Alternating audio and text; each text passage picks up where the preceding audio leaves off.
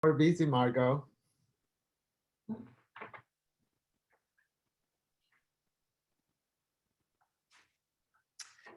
Welcome everyone to Flower Magazine and ADAC's 10th anniversary, ADAC in Bloom. We are delighted to have you join us this afternoon for what I know is going to be a real treat. I want to thank first our sponsors, Symmetry Furniture, Accent Decor, and Mayesh and Cut Flower Wholesale. We have with us today an extraordinary talent by the name of Fernando Wong. And we are going to walk through with him some of his favorite gardens that he has designed. I want to just encourage everyone, if you haven't registered for the 3 o'clock Eastern time presentation, that will be Paulina from Blue Jasmine Floral. So be sure and do that at adacatlanta.com. Welcome, Fernando. How are you? I'm great. Good morning. Good afternoon. Good. Yes, afternoon now already. I am just going to tell our audience a few things about you. And one is that you're an award-winning, internationally recognized landscape designer and with commercial and residential projects around the world. You've been called a design genius with the soul of a poet. I wish I had said that. And a landscape legend. You also have a new television show called Clipped with Martha Stewart on the HGTV and Discovery Plus channels. Can you, before we get into your PowerPoint, can you tell us a little bit about that show? Yes, it premieres on Discovery Plus. It's a new streaming service, and is actually this week a start in HGTV for everybody who wants to go and see what Martha and I have planned for you all to enjoy in a very fun way. You're waiting for a treat. So I encourage you to everybody to follow us and continue supporting the HGTV family as well as Discovery Plus. We can't wait. Okay, well, I just would also like to hear a little bit before we see all this beauty, a little bit about can we just have the first slide? Yes, absolutely. So So, have that. Yeah. Okay. I I just wanted for you, since you have such an interesting trajectory, could you tell us about how you got where you are, where you came from, and how you got where you are now? Well, I've always been very fascinated by drafting since I was a little kid. I used to go with my mom to the hair salon, and just to keep me occupied, I was mesmerized by drafting. So that became a career. I studied architecture for years in the University of Panama. I also did 3 more years of interior design. And also, I was a very avid athlete. I did a lot of swimming since I was 8 until I was 19, and from 19 until I was 25, I did pentathlon, which is about 5 sports. So there was this fascination of drafting as well as sports, just because I wanted to travel. I wanted to see the world. Later on, I come to visit some friends in the United States. Actually, it was Rio de Janeiro, my destination, my wish for. It was Rio de Janeiro because it's just so beautiful. And then someone offered me a simple question. What would you like to live here? And when I saw Miami Beach, the weather was nice. Atlanta was cold. I arrived through Atlanta, so it was super, super cold, January 1st of 2001. So then in 2001, like 6 months later, I went back to Panama, get my credentials from college, and then came back. And then I started the immigration process. And what is it? And it took me about 17 years. So I'm an American. There you go. Hi. God bless the USA. Welcome. Yes. So, and that with that, it was very an unconventional way to start a career. Mhm. I think that a lot of students will feel compelled to hear this, but I always thought that I was going to be an architect or interior designer because that's what I went to school. Well, life didn't happen that way. So I took those chances that I was given to me, whether it was a driver, whether it was a gardener, or a person that was just driving a truck, collecting plants. And it probably took about 2.5 years to really come to the realization that this is what you are going to do. Mhm. Relinquish power to whatever higher being is saying this is your path, and then Mhm. gracefully I accept it. So I end up pursuing first and most helping friends in any kind of design, whether Mhm. whether it was interiors, architecture, and gardening. Everything that I did was just trying to help friends, because if I say that to or trying to help, that is going to come back to me, and it did in many many ways over.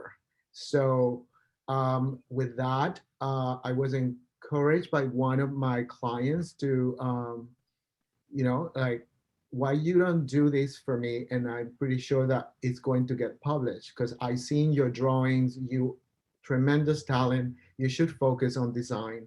And I did that. So with the first publication in the Miami Herald, actually, in a little magazine inside the newspaper, is where one project that was for acquaintance and a friend became 5 to 7 projects, Mhm. and that took like a fire. I was, I did work for someone else before for 2.5 years. Then after that, I started my own, but I got a job in a proper landscape architectural firm that really restore all the grounds of University of Miami and Oh. have this amazing training for 4.5 years in that company while I still have my weekend projects. So So here you are. all of these took place, and then here we are, and you are looking at one of my most beautiful and dearest projects. It's the Secret Garden. And where is this? This was is actually in Palm Beach, Florida. It's Okay. inspired by a garden in France by a famous designer, Nicole de Bessian. Next one, I'm going to move to the next photo. That's Okay. directly opposite from where we were seeing the previous photo. Right. And in some occasions, I've been asked if I actually repurpose products or materials, and definitely I do, because I also part of the Landmark Preservation Commission in Palm Beach. So I always try to repurpose things. I always try to engage the patina of materials, and you can Mhm. see the center fountain in the lower of the screen was Mhm. actually a three-tier fountain that we section off and then use the most significant components to it. Next photo. Mhm. This pool was actually very much uh, kind of a Spanish Mediterranean, and we were going after a very particular look.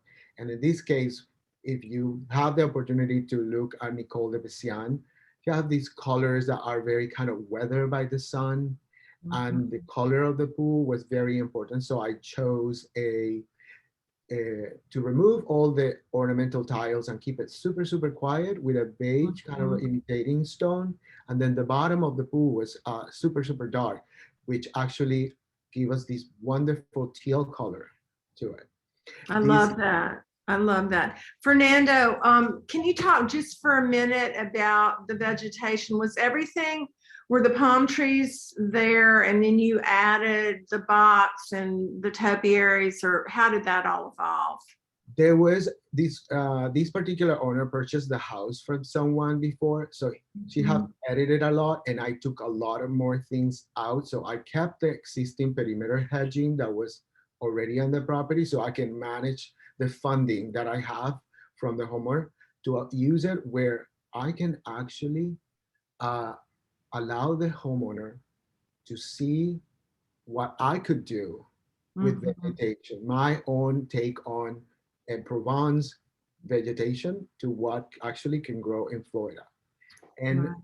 eventually, like these three triple palms on either side of the fountain, they became a standard tree, basically like a lollipop, just to build it up, and it's still evolving. The gardens will always evolve. And I've Mhm. been lucky enough to be engaged numerous times by the homeowner to achieve these Provence garden.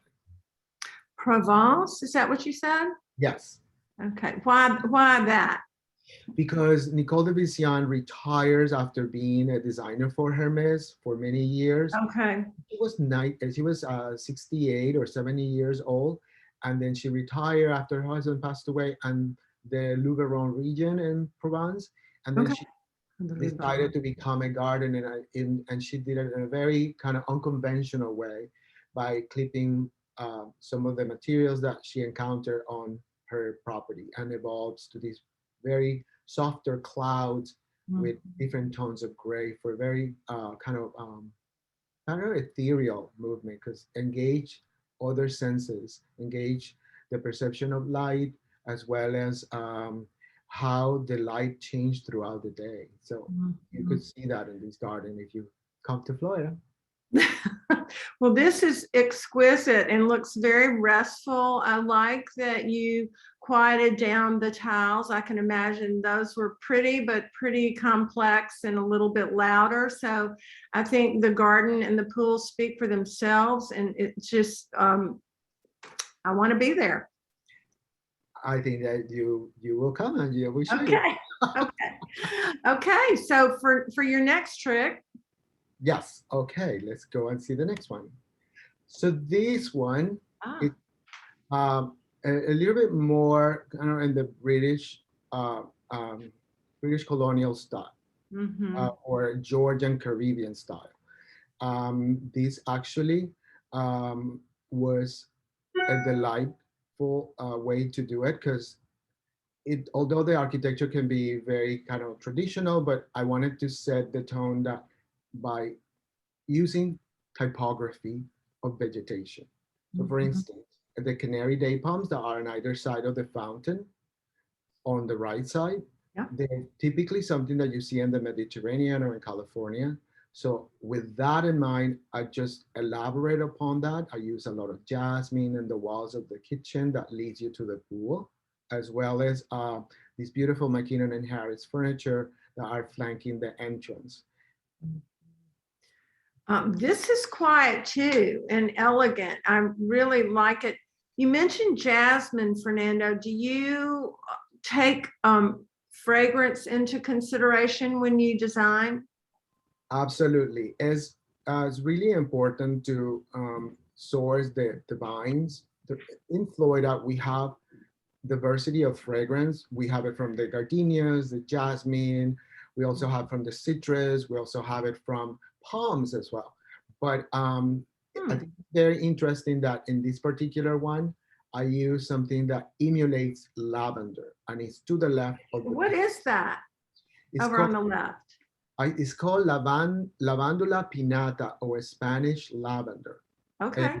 when in one of my trips to England, I saw it in Cambridge in one of the like the greenhouses, and they call it Spanish lavender, but Mhm. it smell more like a sage Hmm. and or fern leaf lavender. Actually needs to be elevated if you wanted to prolong the lifespan of the plant than actually being in the ground. So it was a Uh, note. Yeah, okay. I noticed that it was elevated. And this simple water feature on the right, can you just talk a little bit about that style? It's very, I mean, I know it's very sort of Mediterranean, and but can you just tell us a little bit more about it? Actually, there was an element of surprise because that was not part of the original design. The wife really wanted to have the sound of the water from a fountain, and to me it was just perfectly smooth, the water that was spilling over from the spot into the, because I like to hear the rustle of the palms.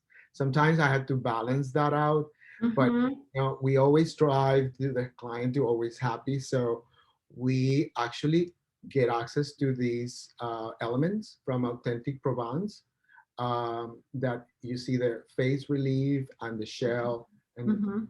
it turned out to be really, really beautiful.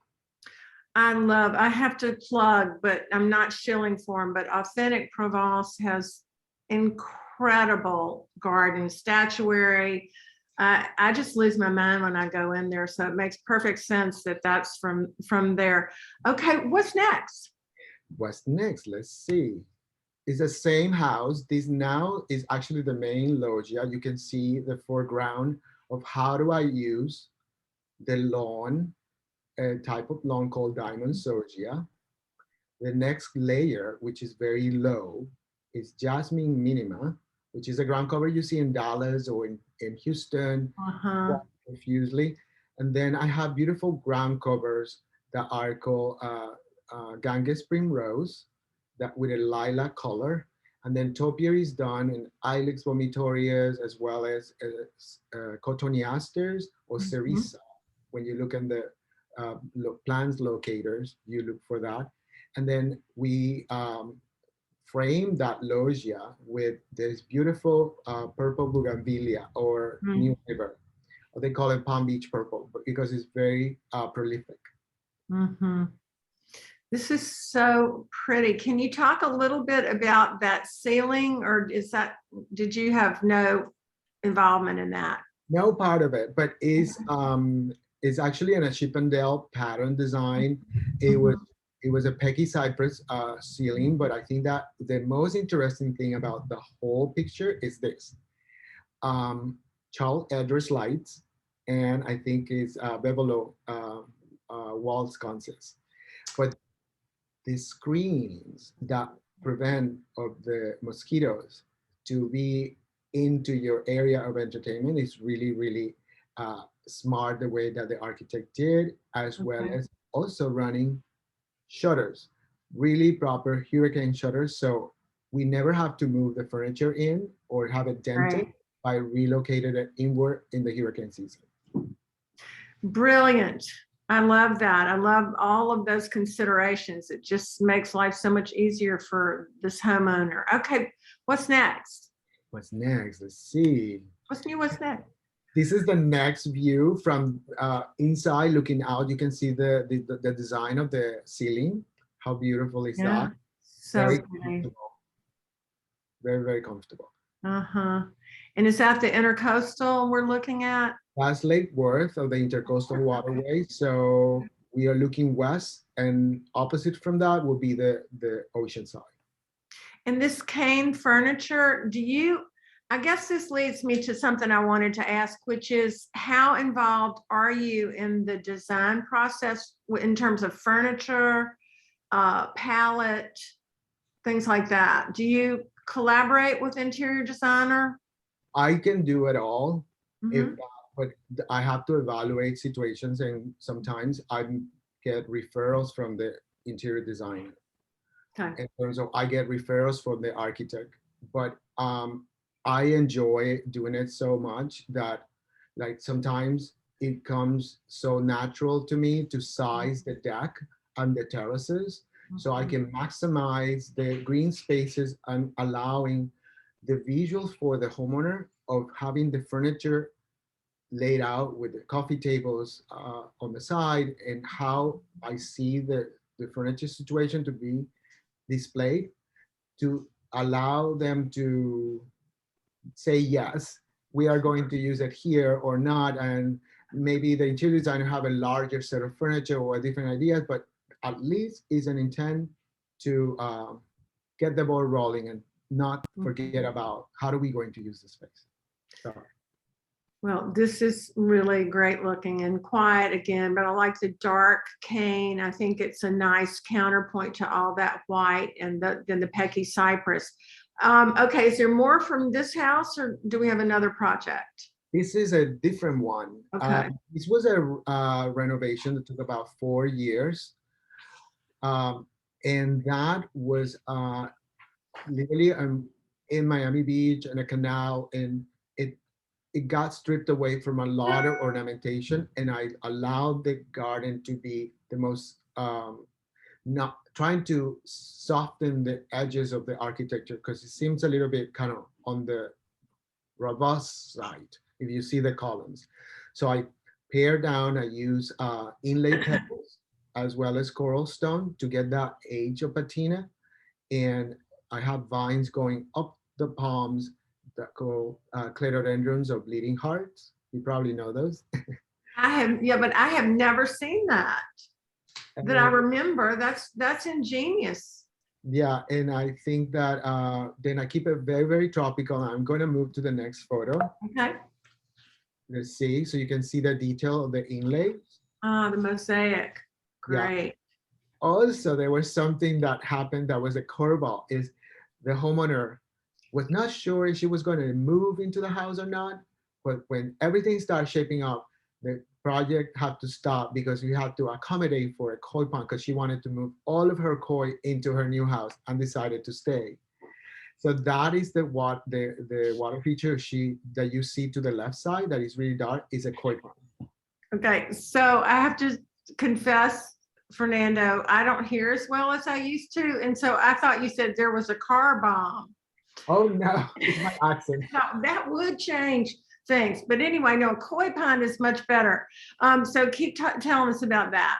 So this koi pond is in center access with the dining room, and you can see it from the master bathroom. So it's really super in center access with two prominent rooms in the inside, and it got Mhm. dressed up with wood ferns on the side, Fiji palms in the pots with sedums, armentosums, as well as above them, we have another layer of fan-shaped palms.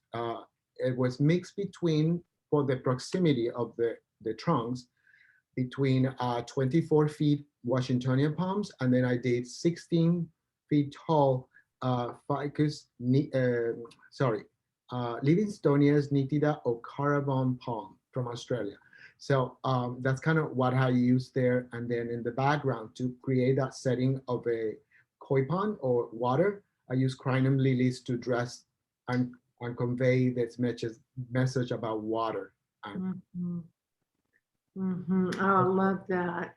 And your scale is just so spot on, Fernando. And I know that comes from a lot of time and study and exposure and architecture, but it's just perfection.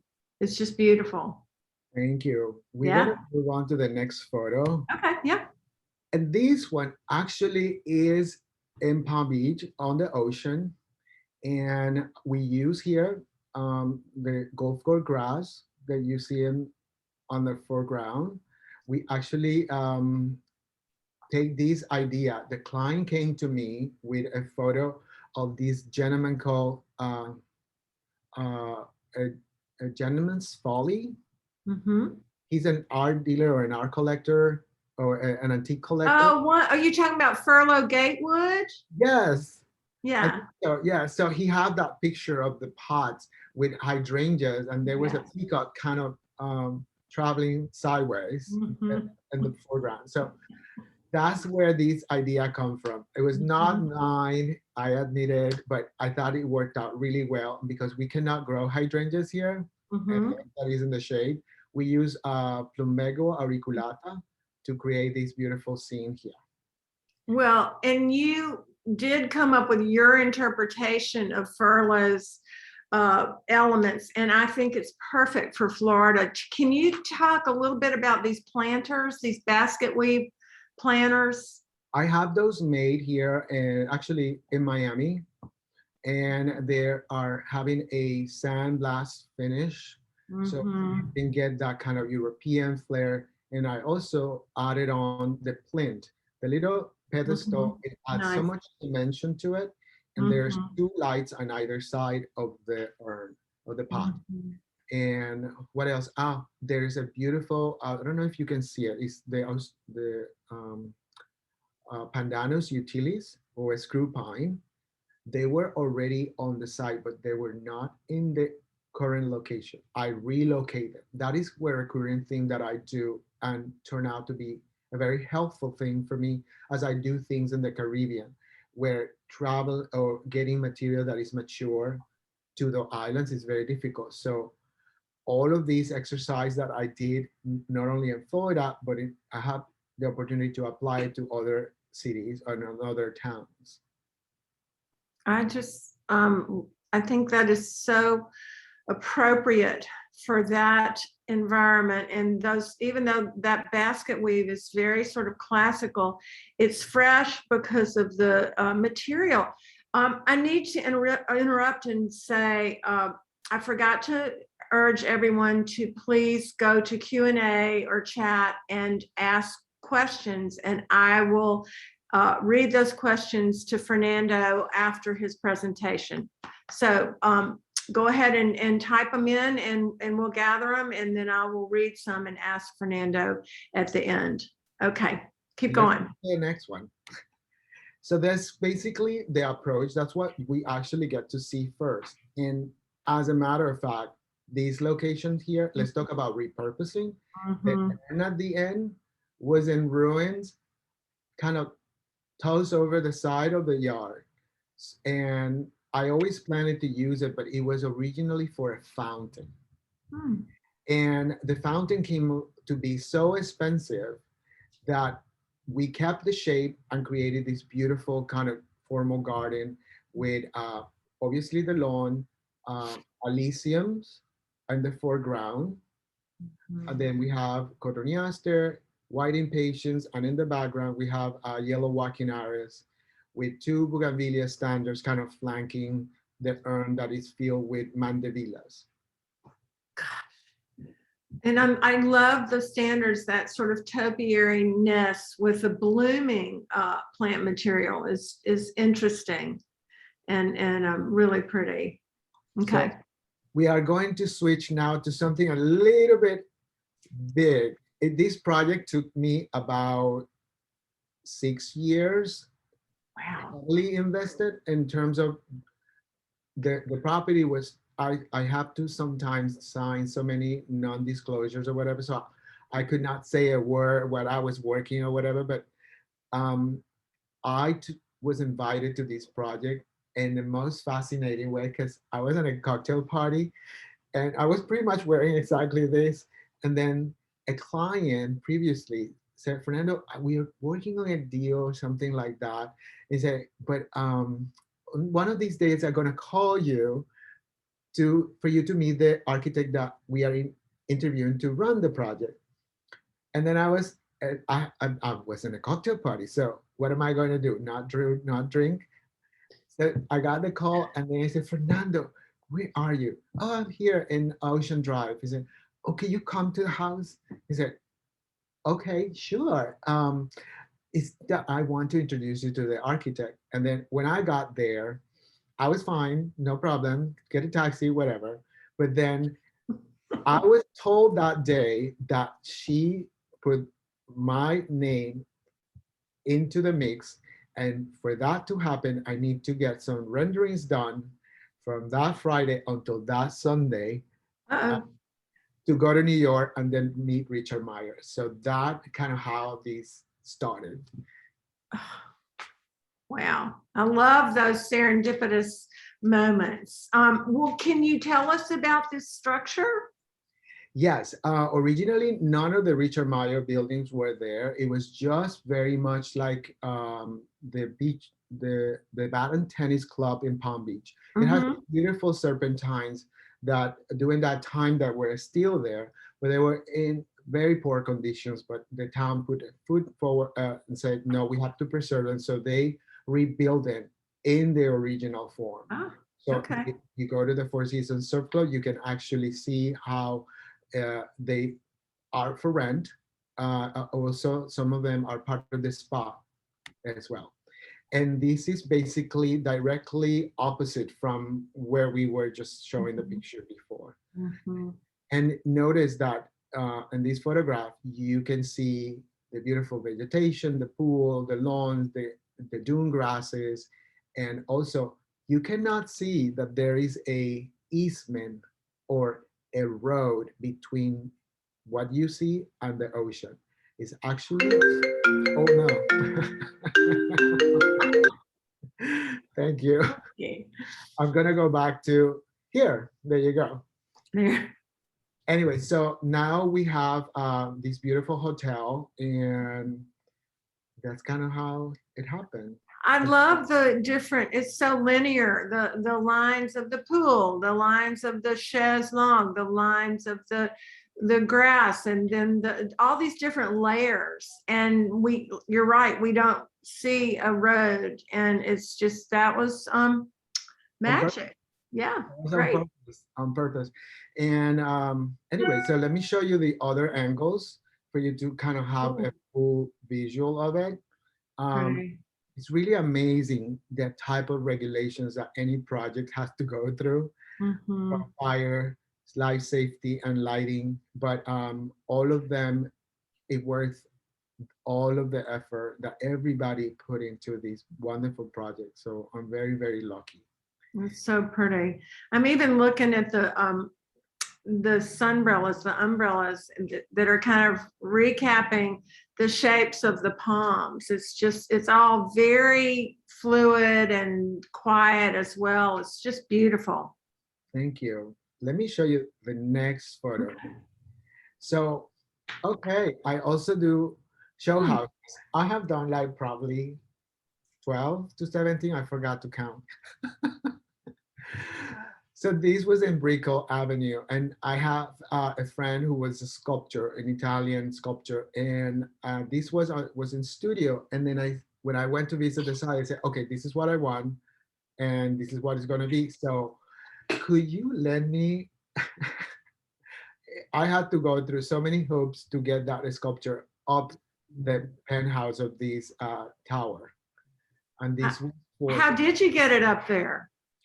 It's all of the, you see the different sections is Okay. actually have a stainless steel plates in Okay. between and a center rod.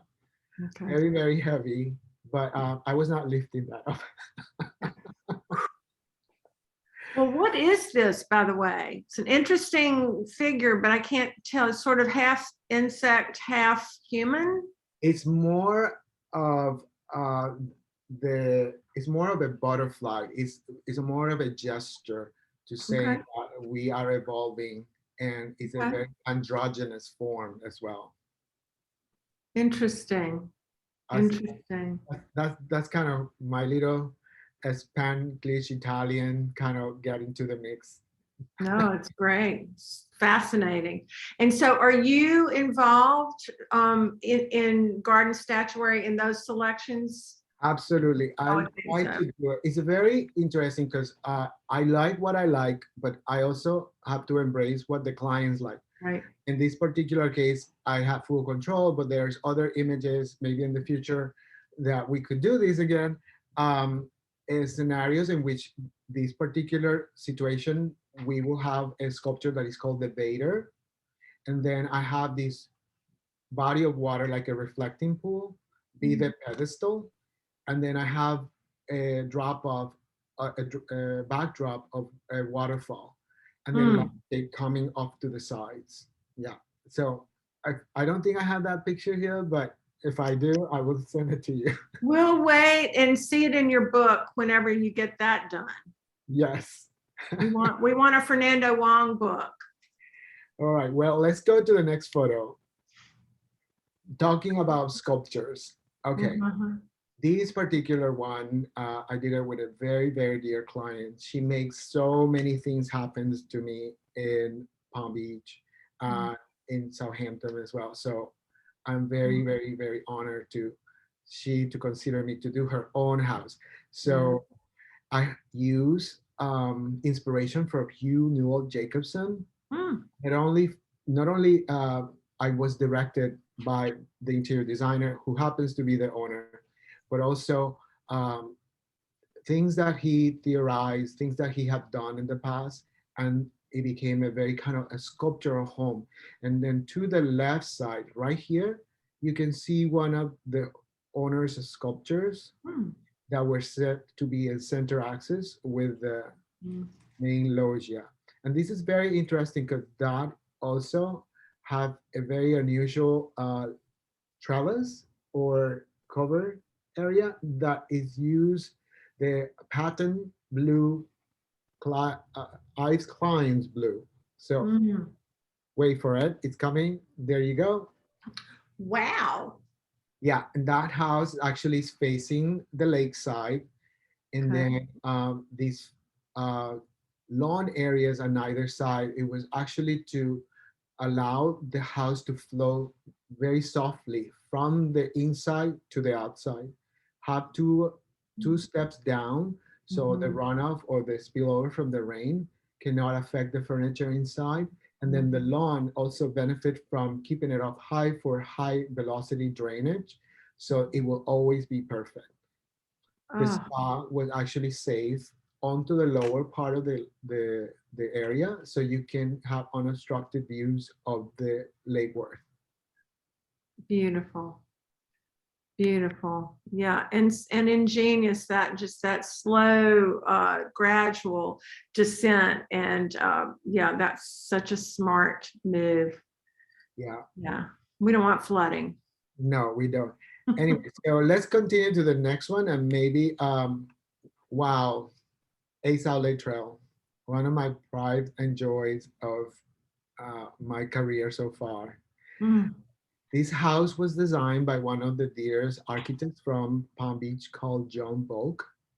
yep. It's No, on an no. Adam style, Manor Adam style, and it displays a center core axis through from the lake all the way to the end of the property. That is a very strong axis that I'm very symmetrical. I really love symmetry. I think it's beautiful and allows very much the fluidity of surprises that nature might do. So I think that this is very much a recurring thing that you see on my projects, but that brings me peace. So I think that that came out really nice. I think so too. And the symmetry, I mean, it shows, but it could be very stiff, but it's not. There's enough play in between that you just have a really great skeleton, a great, and then all these other elements that work. But there's order. We need order. Yeah, I think that for instance, some of the things that I did in this particular house was actually to edit to the max. Hmm. The only thing standing was major trees, such as the tree that you see at the bottom, at the end of the screen right here. That was a Ceiba peltata or K-pop tree. Then Huh. off to the side, there was another type of Ficus aria or banyan, and there was another lychee protected tree here. Hmm. On the lakeside, there were other two flanking the view from the lake, Hmm. and everything else came out. Let me correct. There were some royals that I left here because it balanced the picture. So you will see that next. Okay. Oh, I got the floor plan first. But let's then you can see once again those trees that I just talked about. The other Mm-hmm. ones are right about here. Mm-hmm. And this garden was a total restoration. And I'm going to move to the next photo so you can get a visual. Hmm. This is a beautiful chevron shaped pool that kept that coping that was historical. Uh-huh. And then the fountain before, it was a different shape, but it was so poorly shaped that we actually went to our friends in Authentic Provence, and they provide us with the elements that you see in the fountain. There's a gate in the back, and then you can see the majesty of the Cape tree. And Where does that gate go? It looks like it it, goes just it, into a hedge. it's right there in between those two pillars. Because before, this property used to go to, I think there were three more properties that Mhm. were originally part of this house before. These three came to the United States, a Palm Beach area from the Bahamas by one of the gentlemen who was the pioneers of Palm Beach. It's called Mhm. Jim Clark. I Okay. forgot his first name, but that's kind of where that tree comes. And there's several examples of K-pots in Palm Beach. Okay. So So exotic. let's go to the next photo. And that will be directly across from this. the garden and basically underneath that K-pot tree. So I have used simple plant materials such as the lawn, the cotoneaster, the ilex vomitorias here to get that kind of a wispy or lavender look. I use something called Salvia leucanthia or Mexican sage. Mm-hmm. The bed is actually done with bougainvilleas, coconut eyes, which is a door variety. Huh. There's two Duranta blue sapphires here that they need to be trimmed to keep the pom-pom shapes smaller. And Mm-hmm. we are punctuating the garden with podocarpus cones that eventually are going to get taller. Yeah, And, I like those. They're sort of sentinels watching over the garden. Really uh, pretty. at the very Excuse me. end, we have four canary day palms. And you can see in the background landscape that belongs to the property as well as the neighbor's property. And that is something that I enjoy doing because the surprise of a homeowner by the perception of all of the things that they have around them. I think that I have done my job when people start noticing things that Mhm, they just didn't. mhm. This is really, really elegant. And I think I'm going to go to the next photo just Okay. so it's more clear. You can see some of the Okay. Oh, vegetation, yeah. more clarity. And even the homeowner, he used to say, Fernanda, you have to come super early to the yard. He said, but you're probably not awake. And then he say, no, but you don't understand. I enjoy coming before sun comes out with my coffee and I just sit and Mm, I see the a little bit of the dew and it mm, feels like it's frost, like it's mm, frost because he's from the northeast, and one of the reasons why he bought this property was because of that major tree in the back. But I think that for me is it was just magical to do this mhm. project. Really, really nice. It has a lot of personality. Yeah.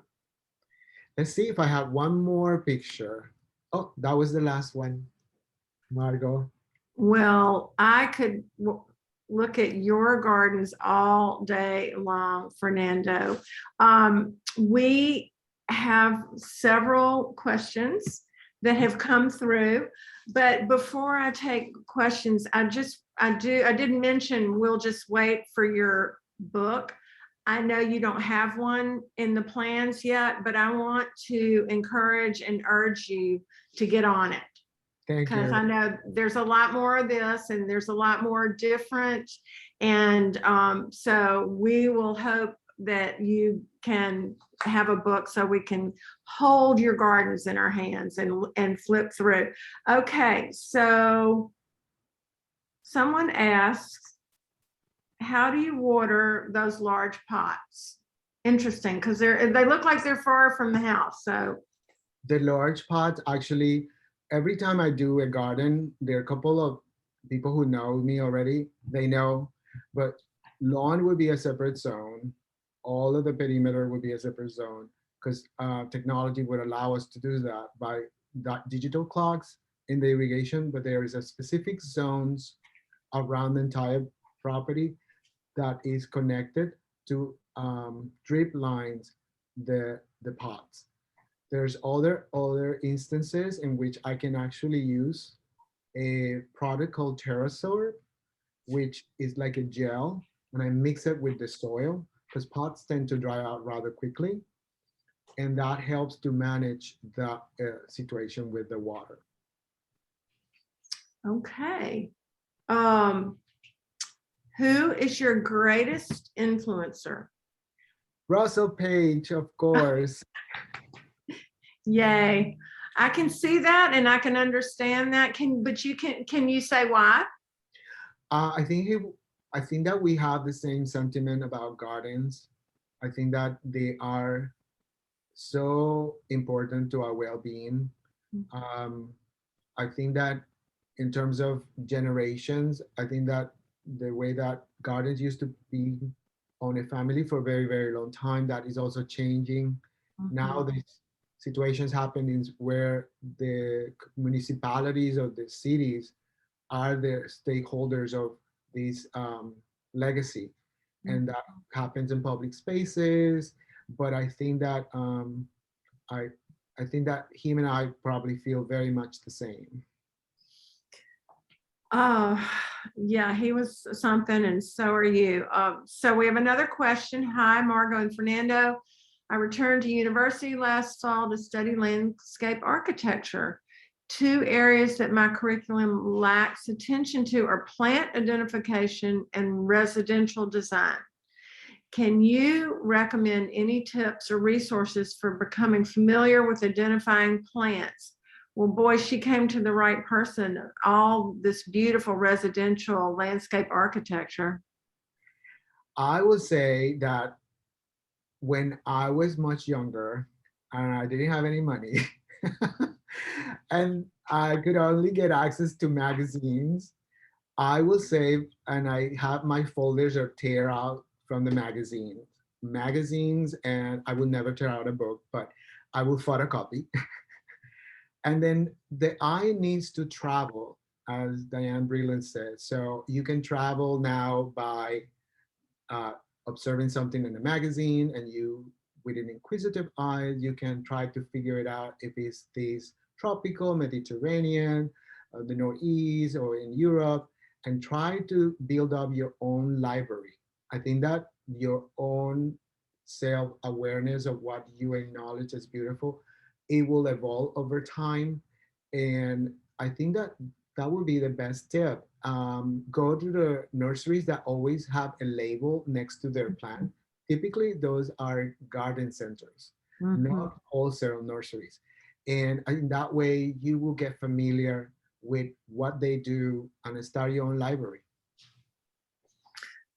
She has another question about client requests. Well, aside from client requests, what inspires your design process? And do you experiment through drafting? Experiment through drafting, probably not. But before I answer that, my process begins with the architecture. Remember, I went to school to be an architect, so the history or the different style of architecture set on different parts of the world, they can be recreated at least in the subtropical environment. You can either have a wide variety, plenty of latitude to do one or the other. And remember also, Mario, this is funny. I did not speak very well English when I came to the States. I will say I did not speak English when I came to the States. So I used to grab pictures of the plant material, and then I go to the nurseries or the garden centers and try to pare it down to find out, because even the internet was not that, you know, um, up to date, let's say. But always you have that commonality of images, and you can you can translate, because an image doesn't lie, and that's kind of my advice. Mhm. Back to the plumbago planters, are Yeah. they totally filled with soil? Yes, typically we'll have an underlining of a fabric, then we have sand. I'd say sand just because it's, if we were to do these pots on a terrace, the sand tend to filtrate any kind of stain from the nutrients of the soil. Then you have another layer of fabric. Then you apply the rock. Then you apply the layer of fabric, and then you apply the soil, and that should be it. We'll be good. That is a lot. I haven't been doing that. Uh-oh. Okay. This is from a friend of mine, Laura Dowling. Hi, Fernando. I love how you use the chaos of nature juxtaposed with architectural forms. What's the best way to add structure and polish to a shady period garden? She's got old growth boxwood, ivy covered brick walls and pathways, and a giant oak tree. So what's the best way to add structure and polish to that? if you say you have a giant oak tree, I think that you can use one of the plants that is in these photographs, such as the Mhm. jasmine minima or Trachelospermus asiaticum, that goes really, really well underneath the oak tree's root structure. And then you can outline that with a metal edging if the roots would allow it. And then in shady spot, you wanted to probably use different tones of green so the light actually gets dimmed down in multiple layers, just like this photograph that is in front of you, to create shadows so the trunks of the bark of the oak tree, or in this case, the kappa, can become more luminescent or more Mhm. bright. Gosh, the trunk of that tree is just, it's Seuss-esque almost. It's like, oh, it's just really different and exotic. Okay, we have a question about plant material. What plant is in the basket weave sandblasted planters inspired by furlough?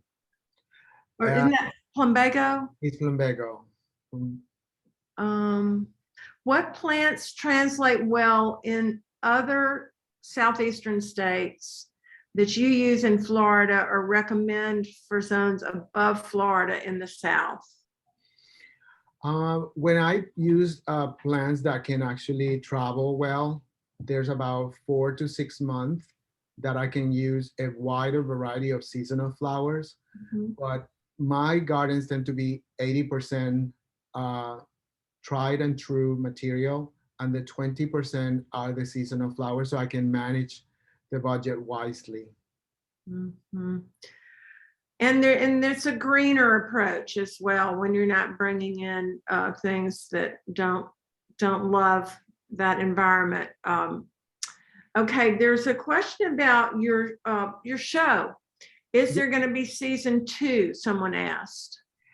I think so because Martha was doing about 3 different shows, so they keeping Martha very busy, and I think that is going to be quite remarkable because the contestants are so fun. Poor thing, they work so hard. I want everybody to win.